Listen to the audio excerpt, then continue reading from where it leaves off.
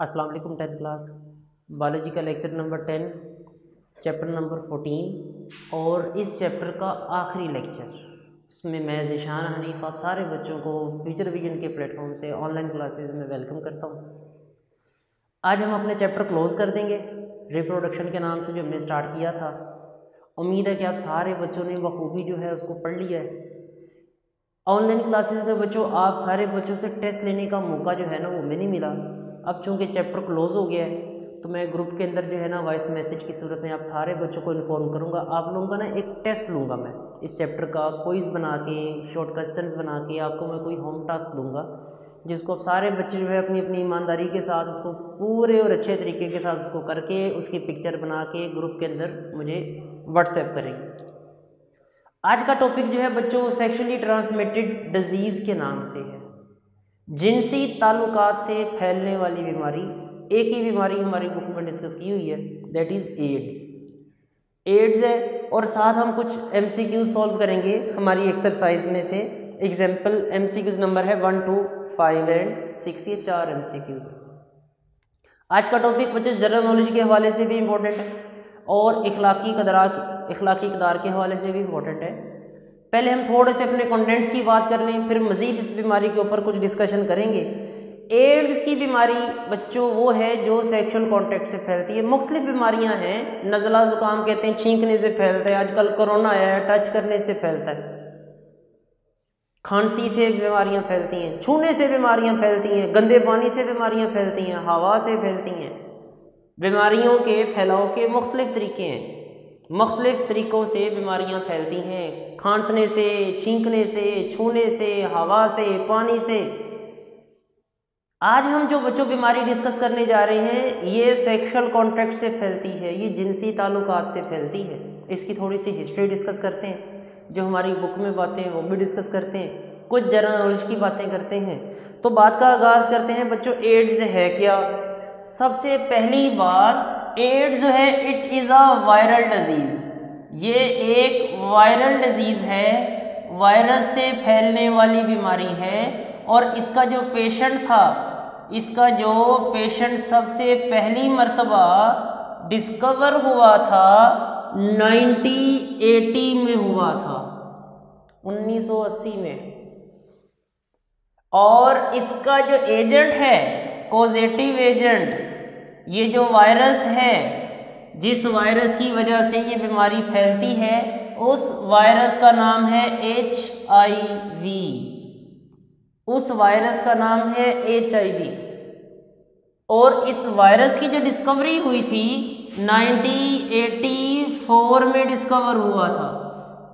Ads के बारे में जनरल इन्फॉर्मेशन है। एड्स का जो पहला पेशेंट था 1980 में हुआ था डिस्कवर।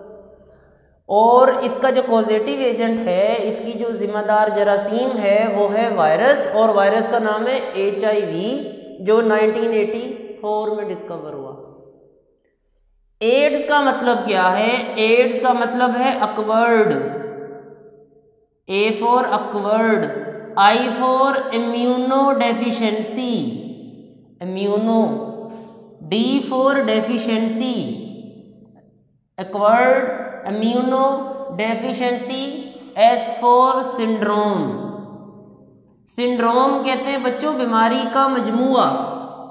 एक होती है डिजीज, एक होता है कॉम्बिनेशन ऑफ डिजीज। सिंड्रोम जो है ये लफ्ज़ हम तब इस्तेमाल करते हैं जब किसी शख्स को बहुत ज़्यादा बीमारियों ने घेर लिया हो।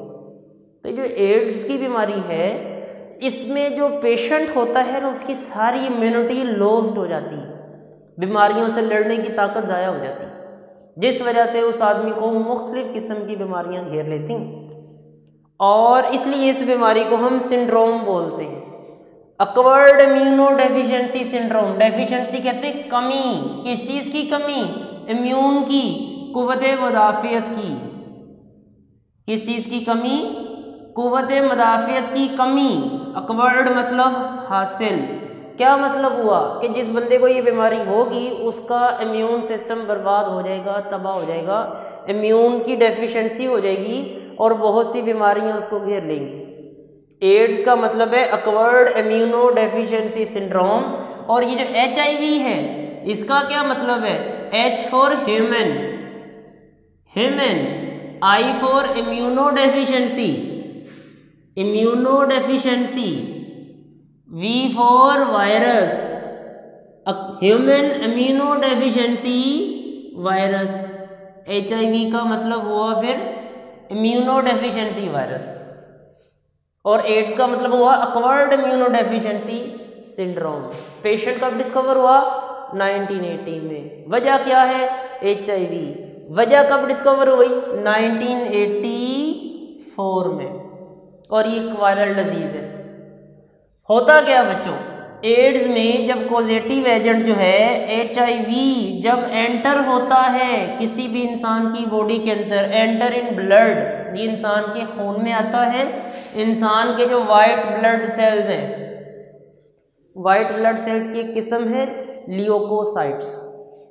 इंसान के जो वाइट सेल्स हैं, WBC का मतलब वाइट ब्लड सेल्स, उनकी एक ख़ास टाइप है ल्यूकोसाइट्स। ये जरासीमों को मारते हैं, ये इंसानी फौज है ब्लड की, ये जर्म्स को किल करते हैं। ये जो HIV आता है इंसान के ब्लड में, ये इंसान के वाइट ब्लड सेल्स के ऊपर अटैक कर देता है, अटैक करता है और वाइट ब्लड सेल्स को तोड़ देता है। वाइट ब्लड सेल्स तो वो सेल्स हैं जो इंसान का इम्यून सिस्टम बनाते हैं, ये वो सेल्स हैं जो इंसान में कुव्वत मुदाफ़त पैदा करते हैं। जब वाइट ब्लड सेल्स इनके ऊपर अटैक हो जाएगा, लो वाइट ब्लड सेल्स की तादाद कम होना शुरू हो जाएगी।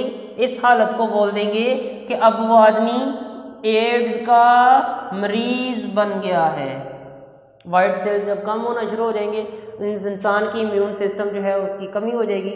ये जो वायरस है इसका अटैक जो है, उसके बाद वाइट ब्लड सेल्स का जब लेवल लो हो जाएगा तो उस कंडीशन को हम बोल देंगे ये एड्स है। ये वायरल अटैक जो होते हैं ये एक्सपोनेंशियल रेट से इंतहाई कम ड्यूरेशन में बहुत ज़्यादा मैसिव बल्कि क्वांटिटी में वाइट सेल्स को तबाह करने की सलाहियत रखते हैं, जिस वजह से इंसान जो है वो एड्स का पेशेंट बन जाता है।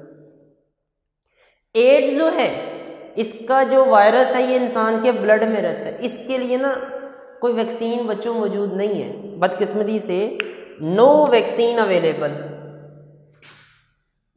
नो वैक्सीन फॉर ट्रीटमेंट, इलाज के लिए कोई वैक्सीन नहीं है।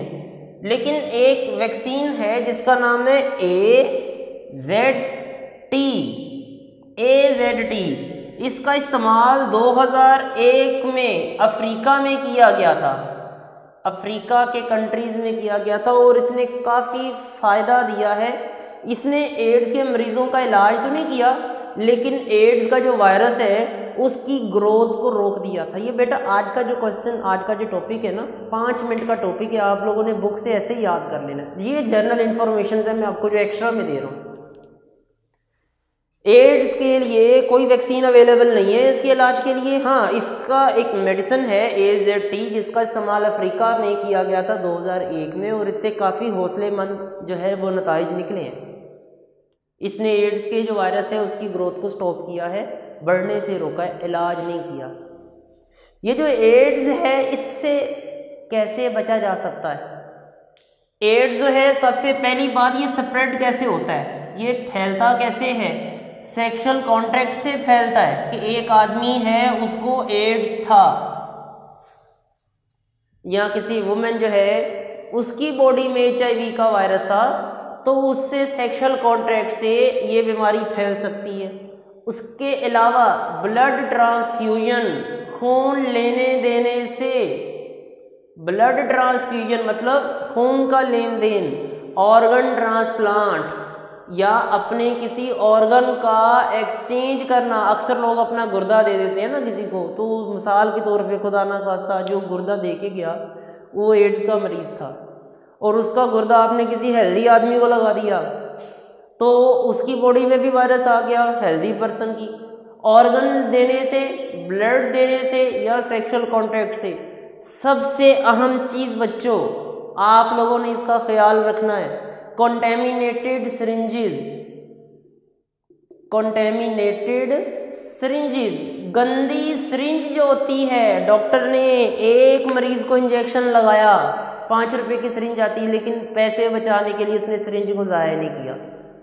उसको चाहिए कि एक आदमी को उसने इंजेक्शन लगाया, सिरिंज फेंक दे, वेस्ट कर दे, लेकिन उसने अपने 10-15 रुपये 5 रुपये बचाने की खातिर उसी सिरिंज के अंदर एक इंजेक्शन था, एक पेशेंट को लगाया और नेक्स्ट वाला पेशेंट भी उसी को भी वही इंजेक्शन लगना था। तो उसने सोचा कि चलो खैर है, नई सिरिंज क्यों लगानी, इसी के अंदर ही वो वाला इंजेक्शन मौजूद है, पहला भी मैंने वही लगाया, फिर से उसी के अंदर उसने आंख बचा के दाएं बाएं देख के सिरिंज लगा दी। सोचो क्या उसने अच्छा किया?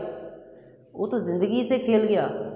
गंदी सिरिंज से उसने एक आदमी को इंजेक्शन लगाया, उसी के साथ दूसरे को लगा दिया। हो सकता है पहले वाले आदमी किसी बीमारी का मरीज होता, तो जो एंड पे टिप होती है ना सुई की, वहाँ पे ब्लड का ड्रॉप रह जाता है, ठीक है, तो उससे बीमारी फैल सकती।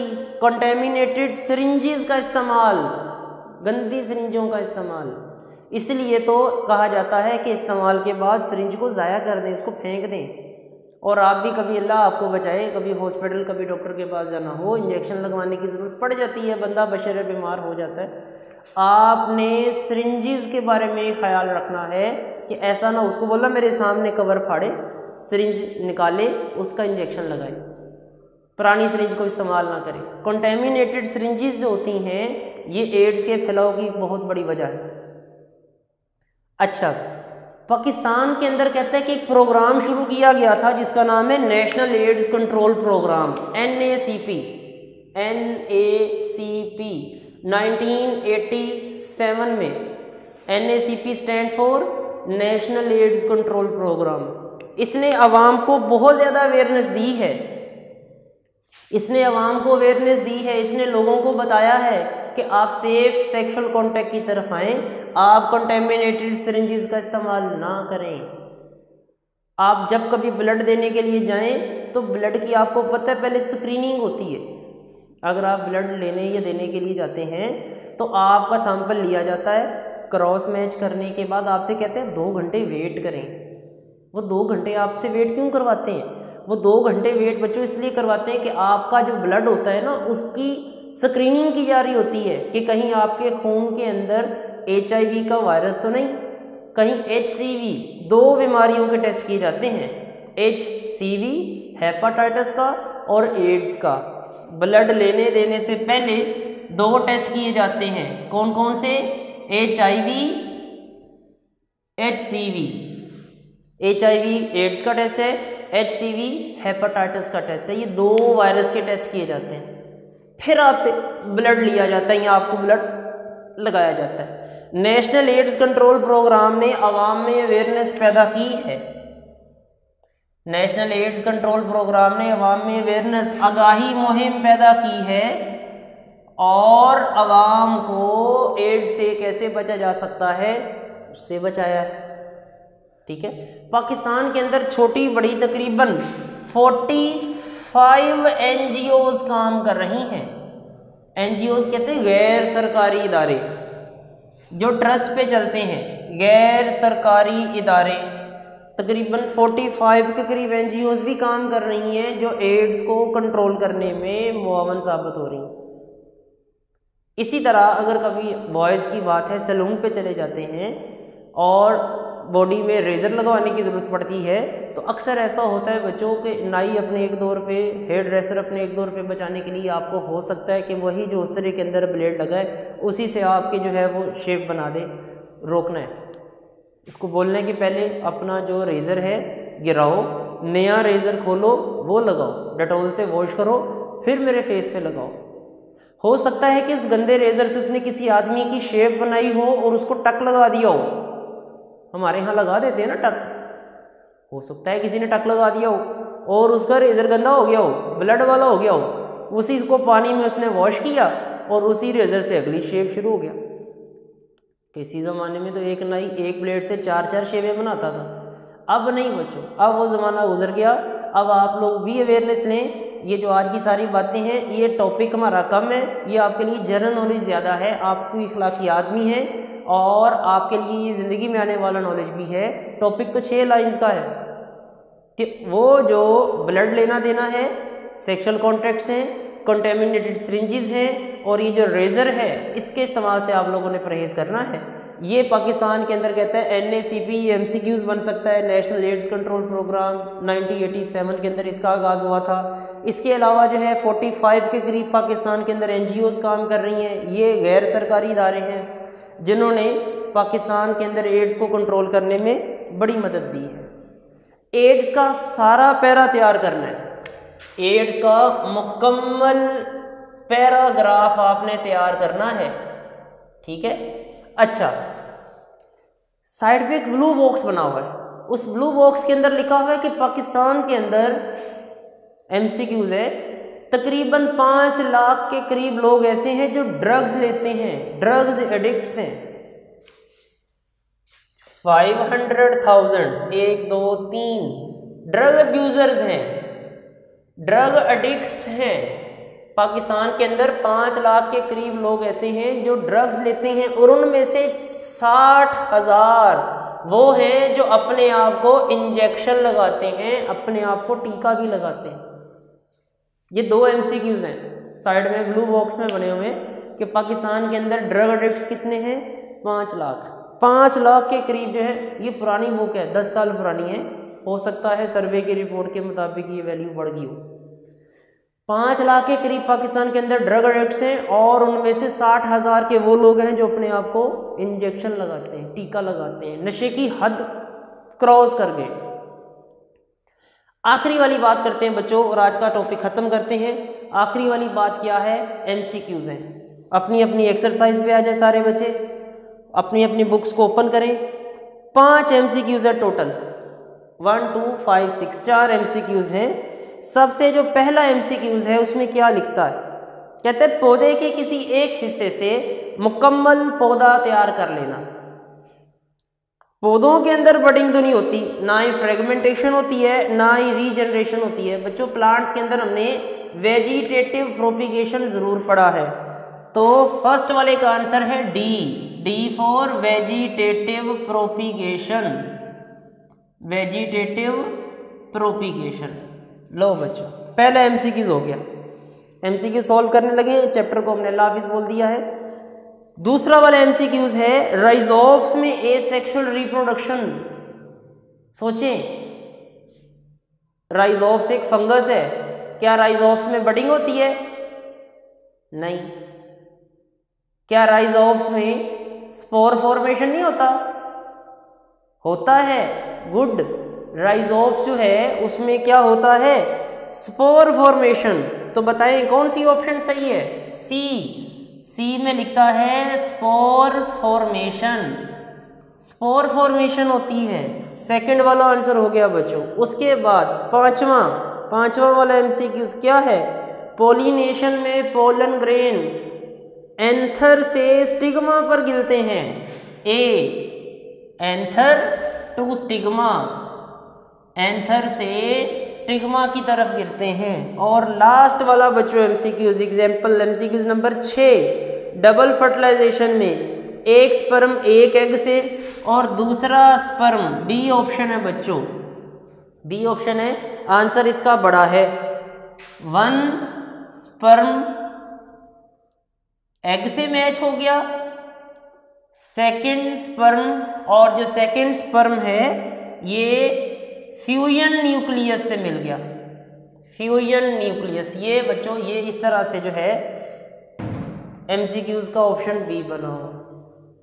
जैसा कि मैंने शुरू में भी बताया बच्चों, चैप्टर के इख्तिताम हो गया, और इसका मैं आपसे क्विज लूँगा, मैं एक टेस्ट डिज़ाइन करूँगा, आप लोगों को व्हाट्सएप ग्रुप के अंदर मैं वॉइस मैसेज करूँगा, आपको मैं टेस्ट की डेट बताऊँगा, विदिन 1 or 2 days एक्सपेक्टेड आपका मंडे को, पीर वाले दिन आप लोगों का टेस्ट होगा। आज हमने क्या पढ़ा, आज हमने एड्स पढ़ा है, मुकम्मल पैरा याद कर रहा है। इसके अंदर बेशुमार MCQs छुपे हुए, कुछ आपके लिए जनरल नॉलेज भी हैं, कुछ MCQs भी हैं। मैं यहाँ पर MCQs हाईलाइट कर देता हूँ। AIDS is a viral disease, patient कब डिस्कवर हुआ था? 1980 में, रिकॉल भी हो जाएगा साथ साथ। एड्स एक वायरल डिजीज़ है, पेशेंट कब डिस्कवर हुआ? 1980 में। एड्स के वायरस का नाम क्या है? HIV। HIV कब डिस्कवर हुआ? 1984 में। एड्स का जो वायरस है कौन से सेल्स के ऊपर अटैक करता है? वाइट सेल्स के ऊपर अटैक करता है। एड्स एक एसटीडी है। एसटीडी का मतलब है सेक्सुअली ट्रांसमिटेड डिजीज। कौन से कॉजेज हैं? ये सारे कॉजेज हैं। पाकिस्तान के अंदर कितने एनजीओज काम कर रहे हैं? 54, कुछ 45। इंग्लिश मीडियम बच्चों की किताब में आई थिंक बेटा 54 लिखा है, 45 कर लो। लेटेस्ट बुक देख लेना जिसके पास 2020-21 की किताब है, या ये 45 है, बाज़ बुक्स में ये 54 भी है, दोनों देख लेना जो लेटेस्ट बुक है उसमें से।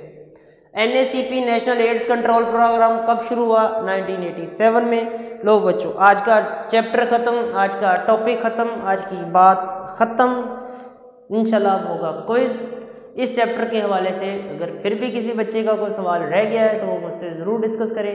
इंशाल्लाह नेक्स्ट लेक्चर नंबर 11 एक नई चैप्टर का आगाज़ करेंगे। तब तक के लिए सर ज़िशान को दें इजाज़त। अल्लाह हाफिज़।